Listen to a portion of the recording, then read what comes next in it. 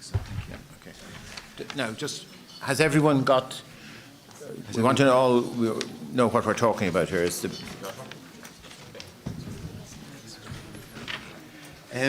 so the object is, the object of this is to is for you to set the agenda for next week, for the next session. I beg your pardon, in June.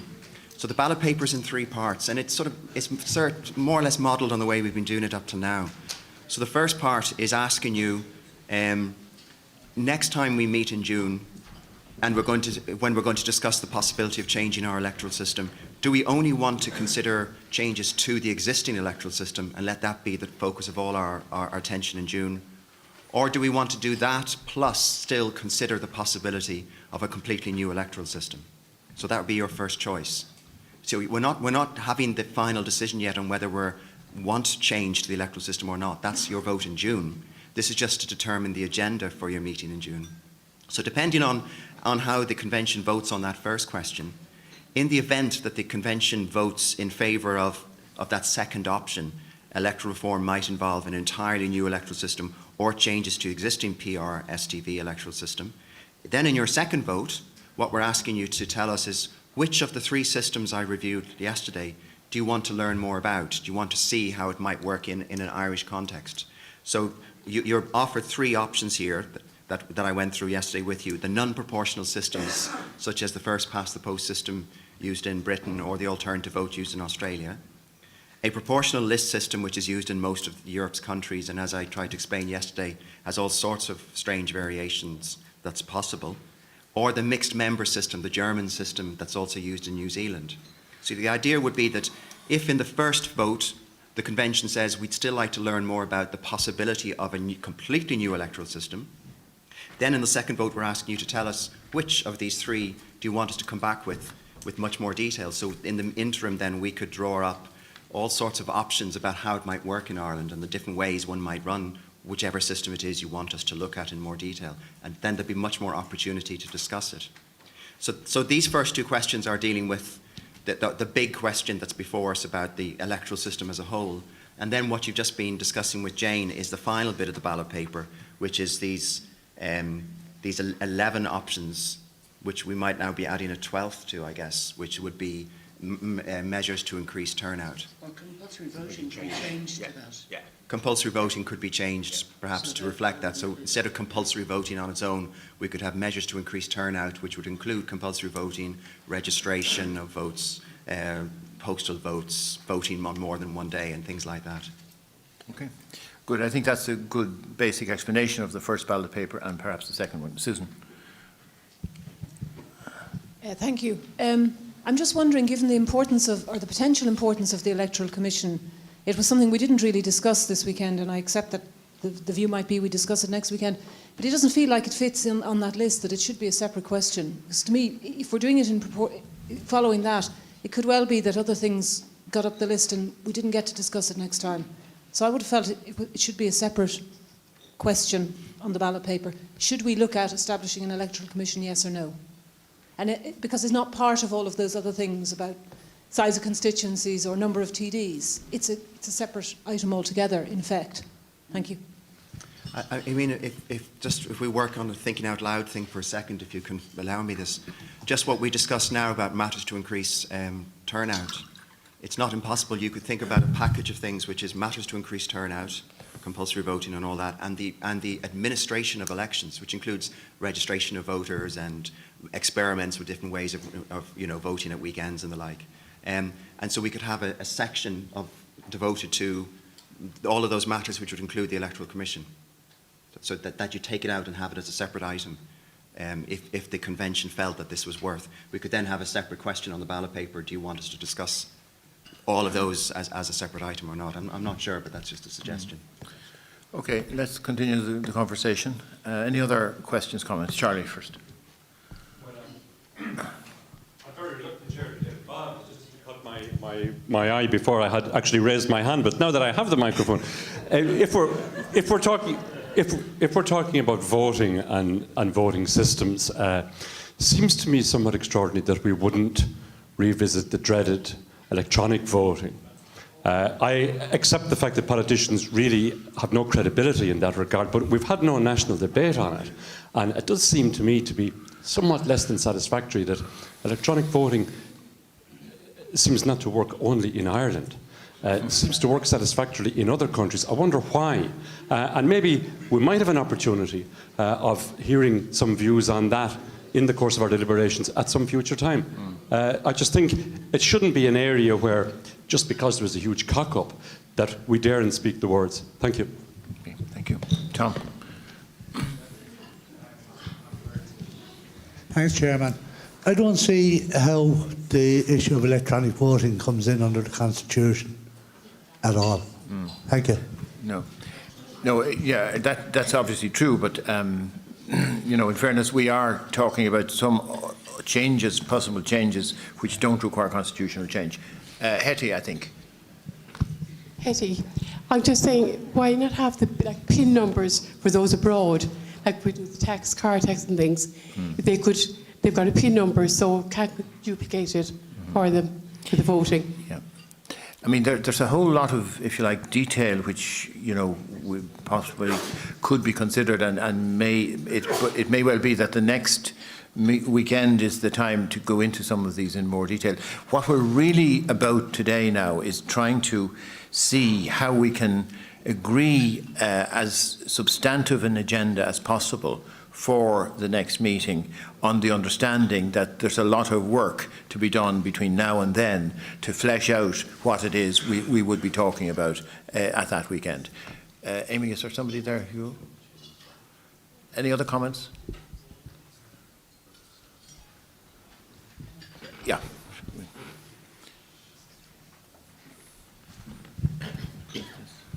Thank you, Mary Moran.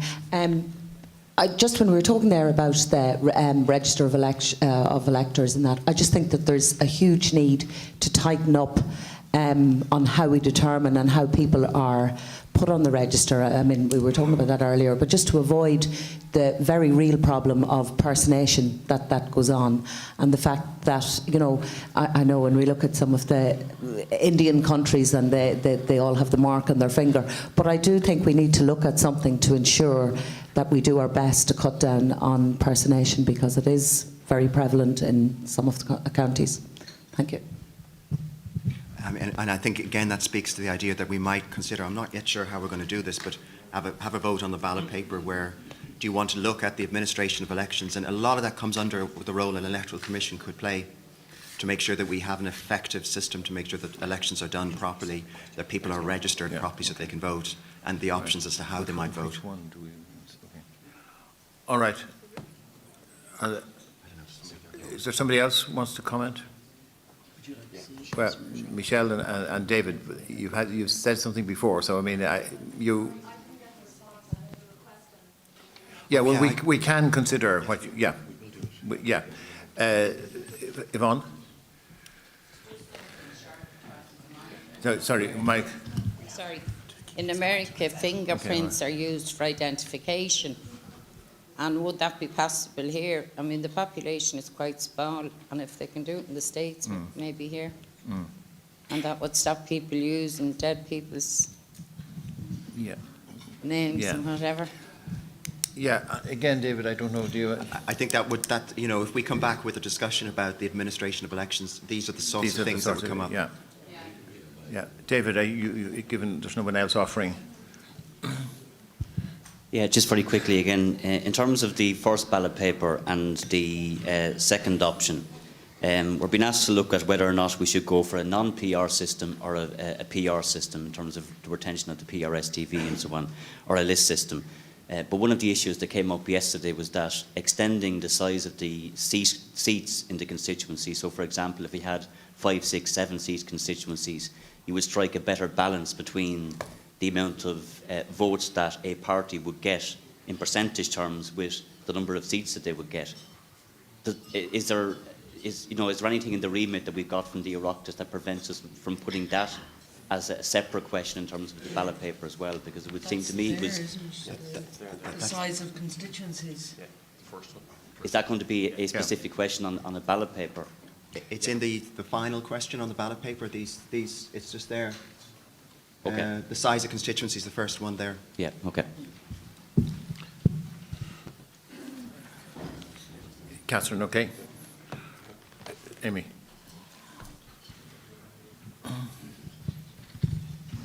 Sorry to interject again, but it seems to me that some of the more fundamental things are not on that list.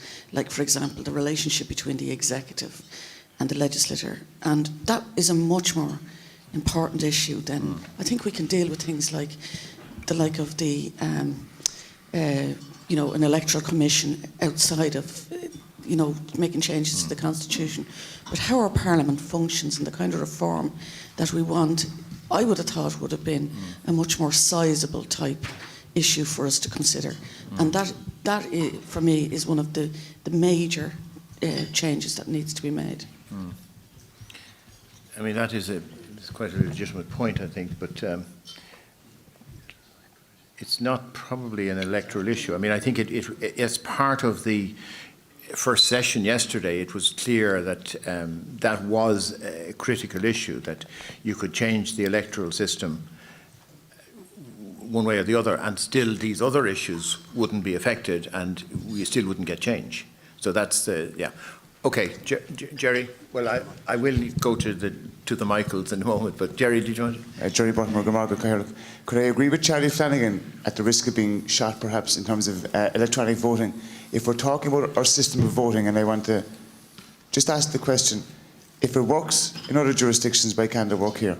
And that maybe, and then linked to that, in terms of improving voter turnout, and David Conlan, at our table yesterday, we had a very good debate on it, in terms of increasing the franchise and the duration of election day, extending the franchise in terms of different locations and different days. So if that could be included, maybe.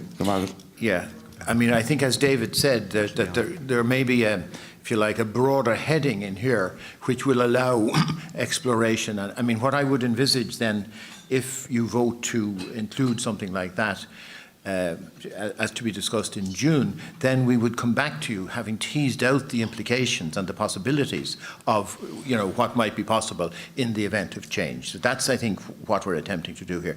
The two Michaels, you know, this issue that Catherine raised and so on, would you like either of you to comment on it?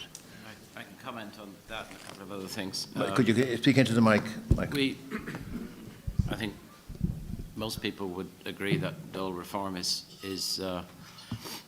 would be a good thing. Many Dole reforms require no constitutional change whatever,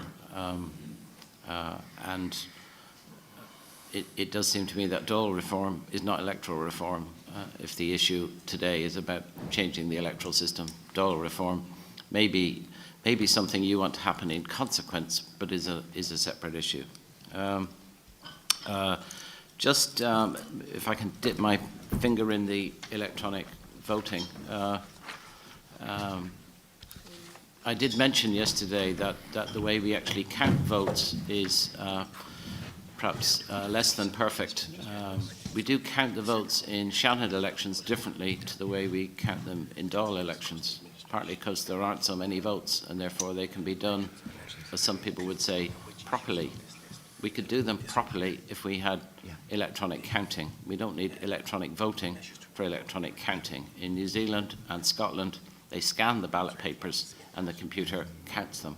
And then they can be counted in a rather more sophisticated and arguably fairer fashion. So that's reasonable. Just on turnout, I think we all agree that the electoral register leaves a lot to be desired. It does strike me in this. I don't know that there is any great evidence that there are hundreds of thousands of people out there who would vote if only they were on the electoral register. I'm quite sure there are hundreds of thousands of people on the electoral register who are not here to vote. If you really want to increase turnout, you'd make sure that the electoral register only had people on it who actually live here. Turnout would then go up, and we'd say, wow. It wouldn't make us any better, but it would push the turnout figures up. Okay, all right.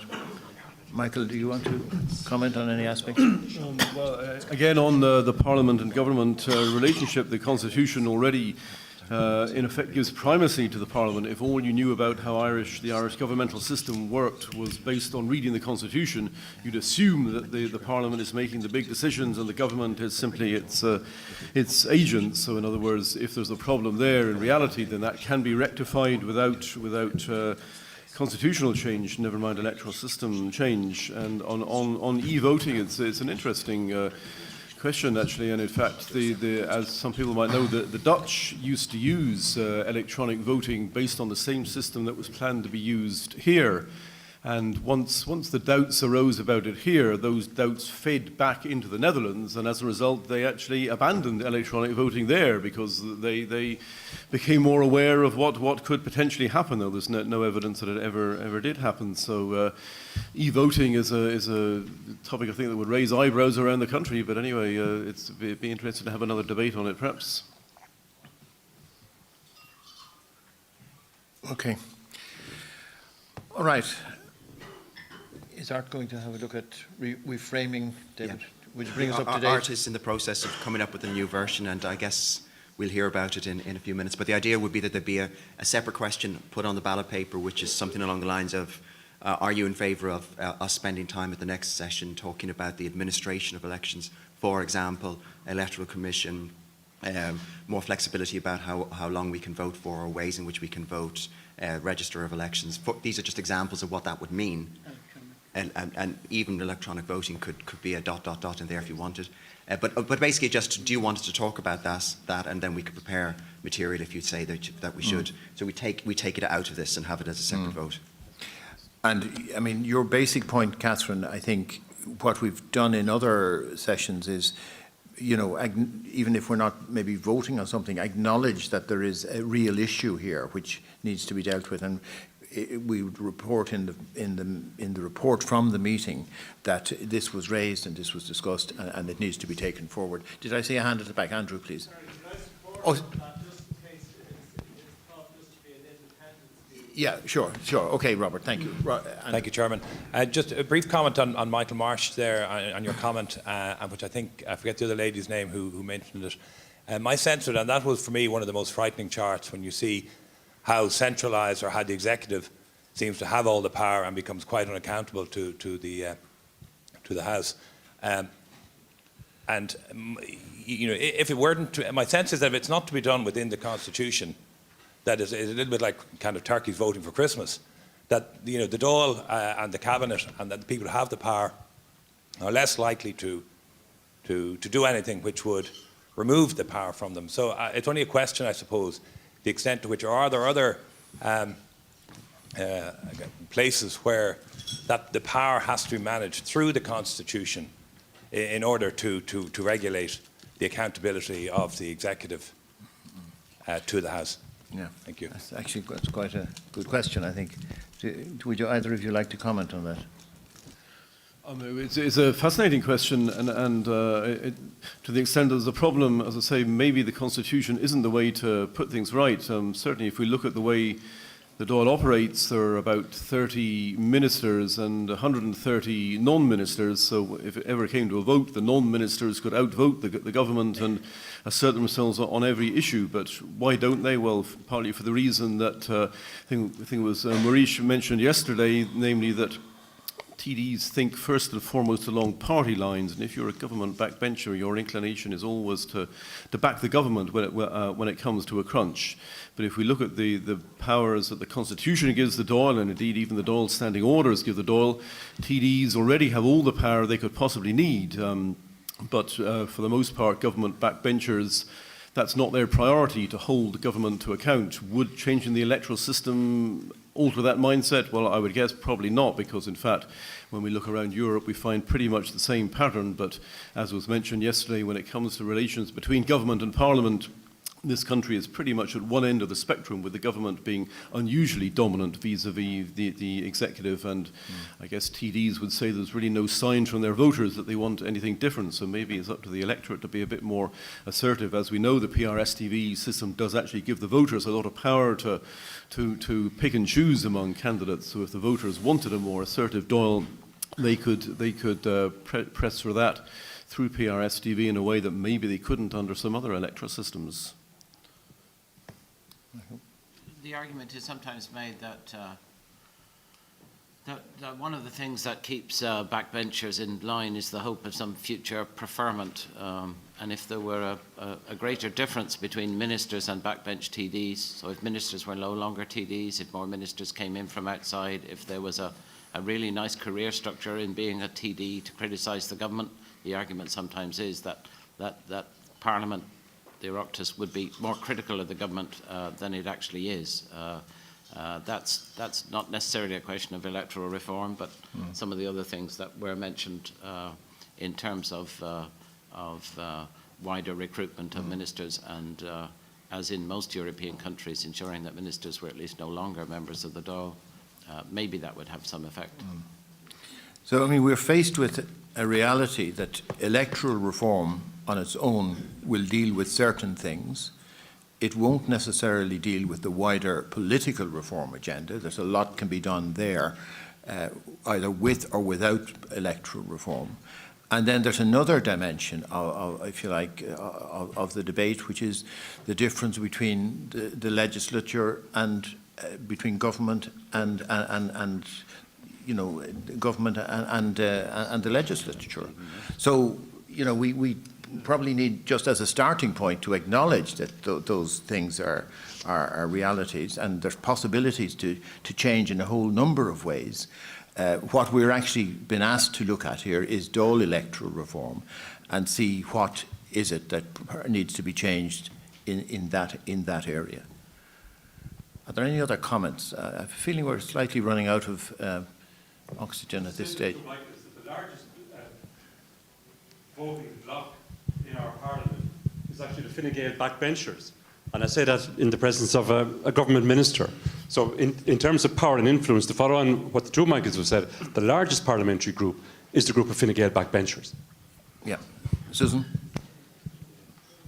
I just wanted to add that the other piece, I suppose, that's missing out of this is local government and local government reform, and we just haven't mentioned that this morning in this context, that if you were to start changing, say, to non-geographic constituencies or anything like that, that would clearly have a knock-on effect as to how we did that. And so while I know we're not addressing it, Chair, it is that if there's a report that expresses the limitations of this, it should also mention that aspect of it. Sure, sure. While we have any more time, I mean, if there's any citizen member voices that would like to express themselves, you know, I'd be keen to hear them. Or if not, we'll be shortly getting on to, Art will be coming back with a slightly revised version of the ballot paper, hopefully to reflect the discussion we've had over the last 40 minutes. And then we'll hopefully approve that ballot paper. And then we will move on to the next item, which is the hearing the two advocacy groups that are going to speak to us. Katrina. Hearing from the Sorry. If we're hearing from the two advocacy groups, presumably we'll have a chance to include some things that they say. No. In a ballot paper. No. We very specifically said after the first meeting or the second meeting that we don't, we're not having advocacy groups influence the ballot paper. That, I mean, that is clear. The issues anyway they would be talking about, we will have the possibility to come back to some of them maybe later in the year anyway. For example, the votes for citizens abroad is an issue that's going to be dealt with in September. But as a principle, we're trying not to have advocacy, we're trying to frame ballot. The programme is such that, as it was set out, that we were going to finish our deliberation of the ballot paper before we heard the advocacy groups, and that is the case. Well, I think, and I don't know what other people think, it'll be more democratic because what they have to say is as valid as other people, and I think we should be left with the option, if there were issues that were raised, that we have the option of how we raise those issues. Well, I think there's just a practicality matter here. In order to get we have to sign off on the ballot paper, we have to reproduce it in Irish and in English, and we have to have it back to you by 11:30 to vote on. So by the time the advocacy groups will be finished talking, it will be 11:30. So it's just, no, it's not going to be feasible to do that. Okay. I think we're at, actually, could we just check where Art is, whether he's ready to come back and...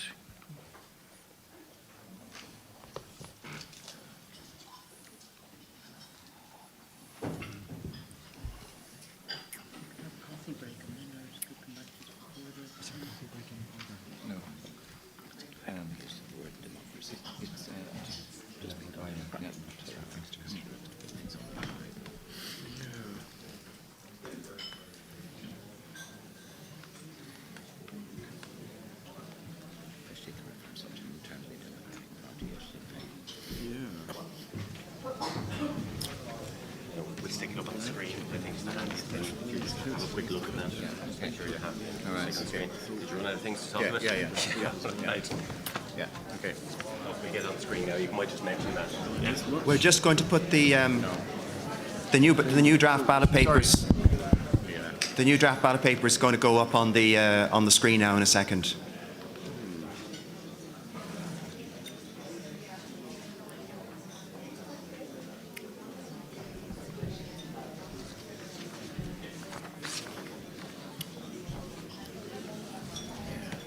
They just think of all the things that they don't want to say can be changed. What's the say? Oh, so they're not up yet. No, not up yet, no.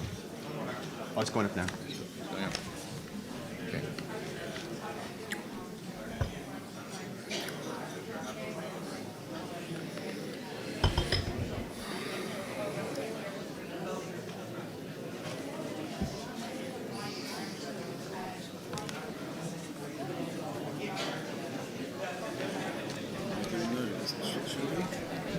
Waiting for Art to come back with the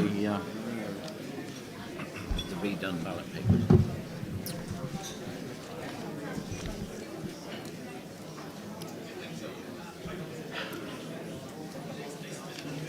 Suggesting that you and I might want to talk about that. 5 might be too early. Charlie found the man.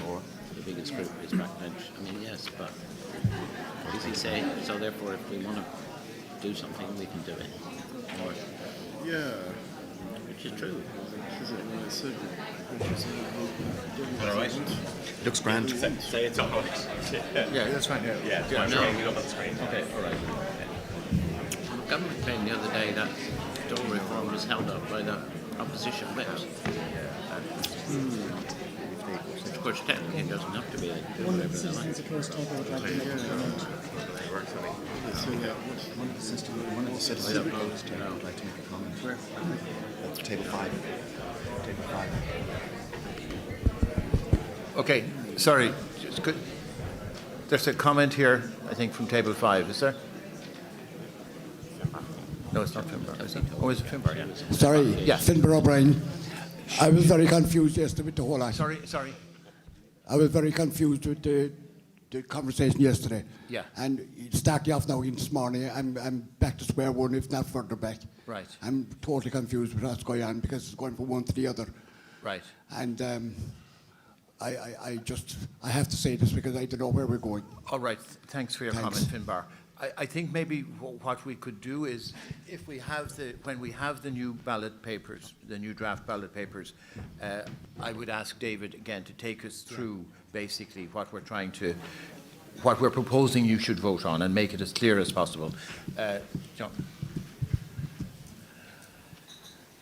Thank you, Chair. John Lardner.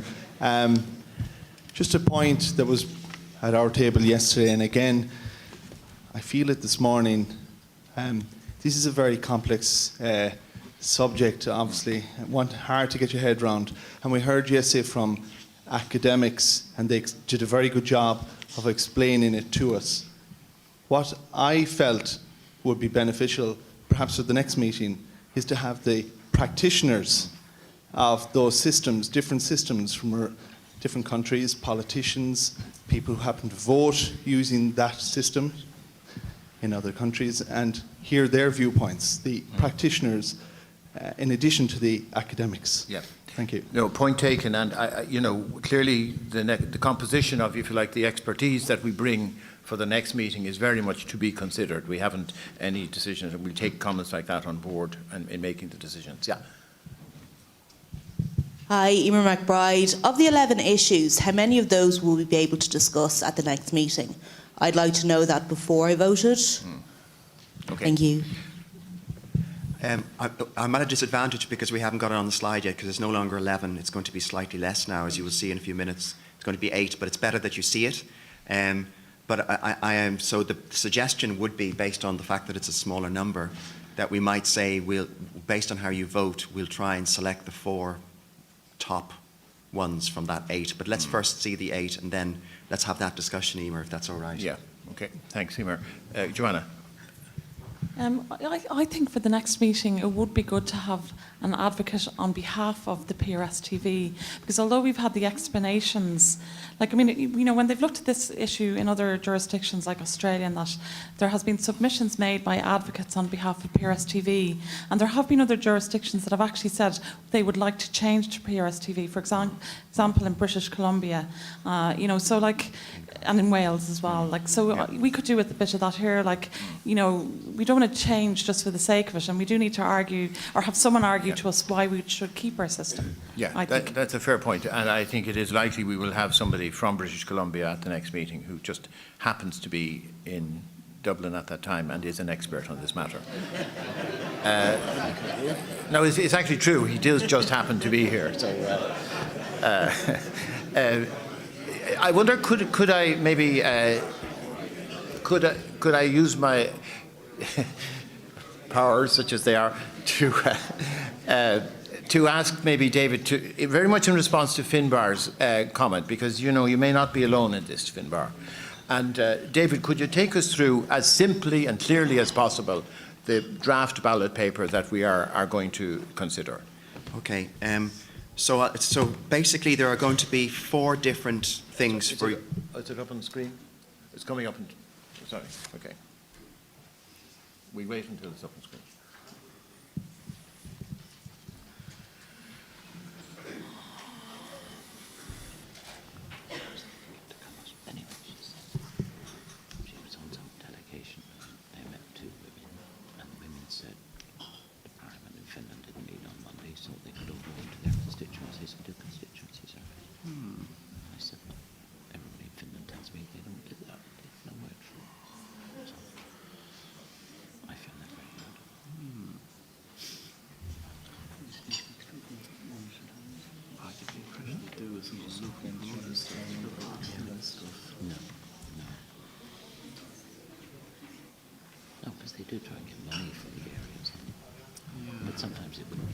While we're waiting, Francis, you have a comment.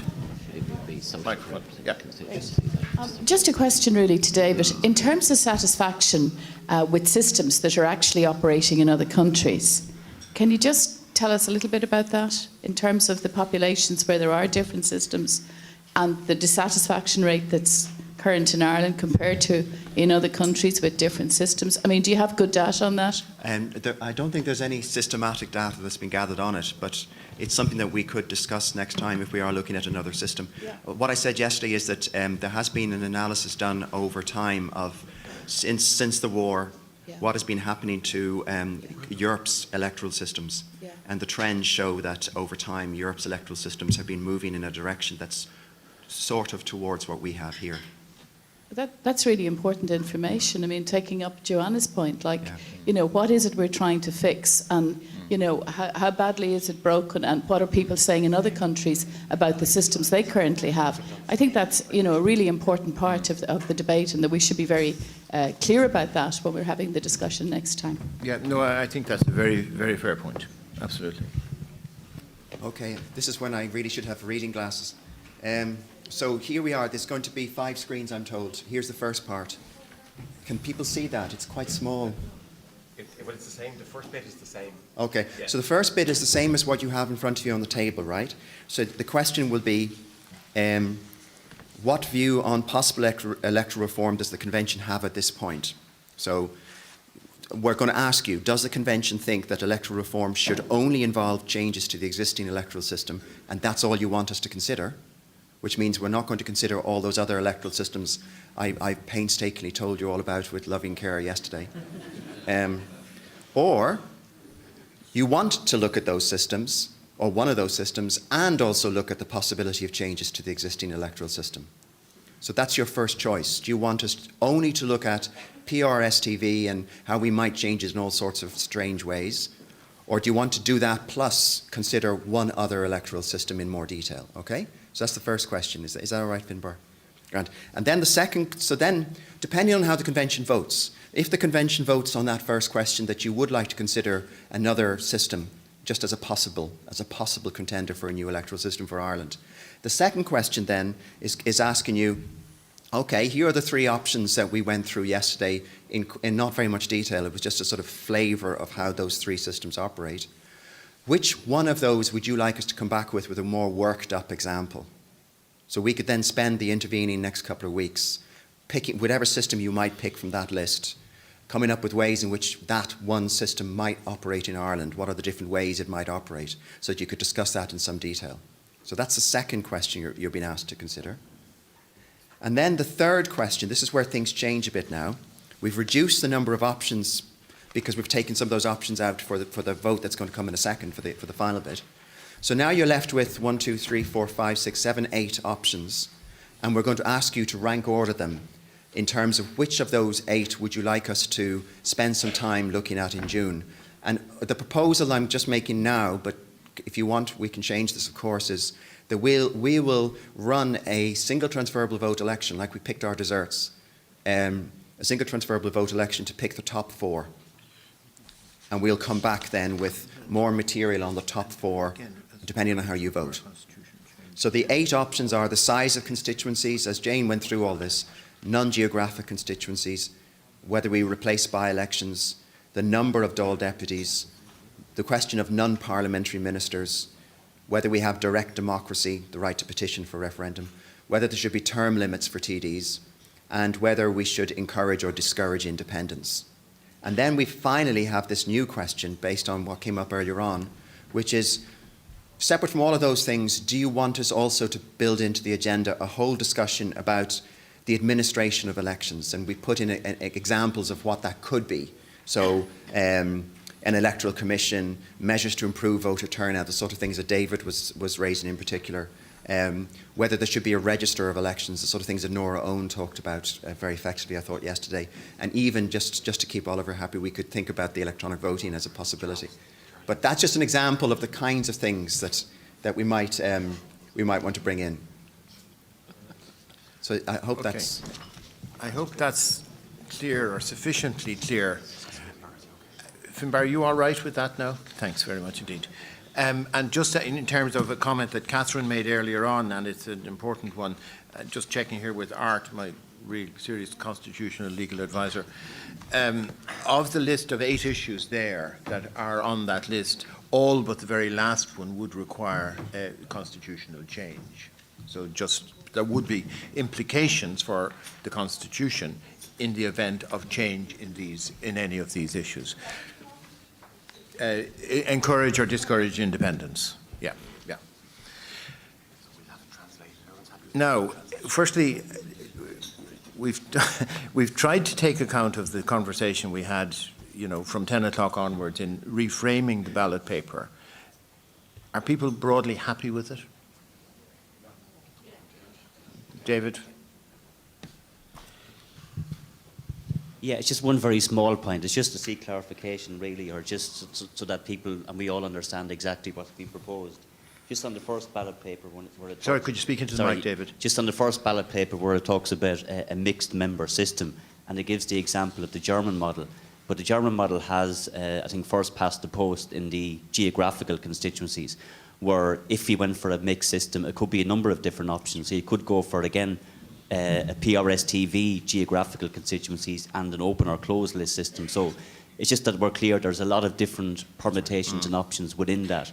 That the German model is one model, but it may not be the model that we're not voting for the German model or the New Zealand model, if that makes sense. Thank you for that comment. Would it be helpful, David, if you're obliged yet again to, in 3 sentences each, explain each of these three options. Yeah, I mean, the idea is we come back with much more detail about options within those options. So the first option is first past the post, as used in Britain, or the alternative vote that we use to elect our president.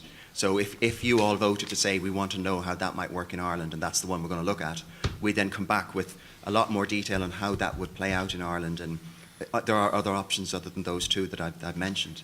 Then the list system, there's masses of variation in terms of how list systems can operate. There's all sorts of different formulae and size of constituencies and electoral formulae, and it can go on. We can go in great detail about that one. So I only could give you a flavour, but particularly, David, on the third one, if the decision was that the mixed member system, which we call the German system here, was the one that you wanted us to look more at, then we would come back with, well, you could do it the way the Germans do it. You could do it in a different way where you have single transferable vote in a list. You could have all sorts of very different options, and our job would be to explore the range of possibilities within that one system. Without making it so complicated that nobody can make head nor tail of it. I mean, that's the other thing. Catherine. Thank you, Catherine Murray.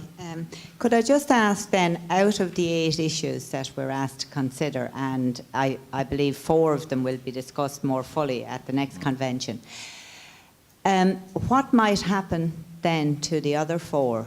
Because they all seem pretty important. Would they be part of, say, the last meeting of the convention at the end of the year, or are they done and dusted and dead in the water then? Well, they could be. I mean, I think we've a separate matter of coming back to, if you like, our any other business agenda. So, and as I said yesterday at the outset, as these meetings go on, we are noting issues that we haven't maybe fully dealt with in the context of each of these meetings. So one possibility is, the very first possibility is, the first reality is that these other 4 would be noted as matters that the convention considered to some little degree, but won't have the time to go into in greater detail in June. The second possibility is that they might be on contenders for the list for the any other business. So they're the two, if you like, consequences I would see at the moment. Could I come back then to the question of, and I do get a sense that broadly speaking, this ballot paper finds favour with the convention. Okay, in that case, we'll go and let it get translated, and we'll have it back to you ready to roll at 11:30. Thanks very much for your help. Just 2 minutes while we're getting the advocacy groups. Okay.